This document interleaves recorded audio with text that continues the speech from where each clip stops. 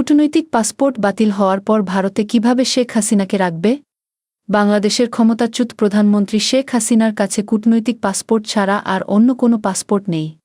ছাত্র জনতার গণ আন্দোলনে ক্ষমতাচ্যুত হওয়ার পর তিনি ভারতে চলে আসেন। ইতিমধ্যে তিনি ভারতে প্রায় ৩ সপ্তাহ কাটিয়ে ফেলেছেন। সাবেক এই প্রধানমন্ত্রীর পরবর্তী পদক্ষেপ নিয়ে নানা জল্পনা-কল্পনা চলছে। ইতিমধ্যে বাংলাদেশের অন্তর্বর্তী সরকার তার কূটনৈতিক পাসপোর্ট বাতিল করেছে। এই অবস্থায় তার ভারতে অবস্থানের সময় নিয়ে জটিলতা তৈরি হতে পারে।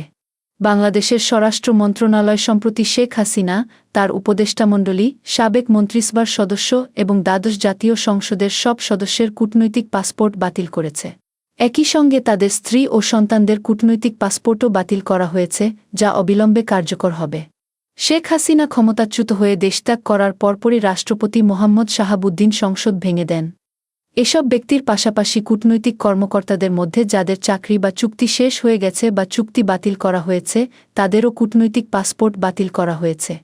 সাধারণ পাসপোর্টের জন্য আবেদনের পর কমপক্ষে 2টি তদন্ত সংস্থার ছাড়পত্র সাপেক্ষে তাদের নামে পাসপোর্ট ইস্যু করা হবে। শেখ হাসিনা কি প্রত্যর্পণের ঝুঁকিতে আছেন? ভারতের সরকারি সূত্র বলছে, বাংলাদেশ সরকার কূটনৈতিক পাসপোর্ট বাতিল করার পর শেখ হাসিনার এখন আর কোনো পাসপোর্ট নেই।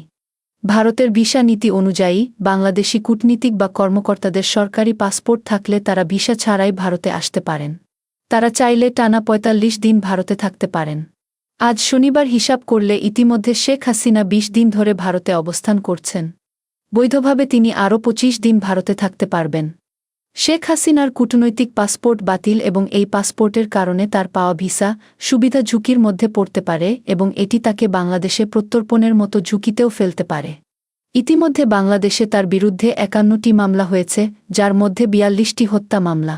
বাংলাদেশ ও ভারতের মধ্যে ২০১৩ সালে সম্পাদিত এবং ২০১৬ সালে সংশোধিত প্রত্যর্পণ চুক্তির আওতায় শেখ হাসিনা আইনি কাঠামোর মধ্যে চলে আসতে পারেন।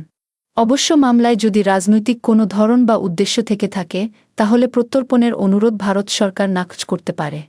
তবে খুনের মতো অপরাধের মামলাকে স্পষ্টভাবে রাজনৈতিক বলে বিবেচনা থেকে বাইরে রাখা হয়েছে। আশ্রয়ে থাকা ব্যক্তির প্রত্যর্পণের অনুরোধ আরেকটি কারণে প্রত্যাখ্যান করা যেতে পারে। ওই ব্যক্তির বিরুদ্ধে করা মামলা ন্যায় বিচারের স্বার্থে সৎ উদ্দেশ্যে করা না হলে সরকার প্রত্যর্পণের অনুরোধ প্রত্যাখ্যান করতে পারে।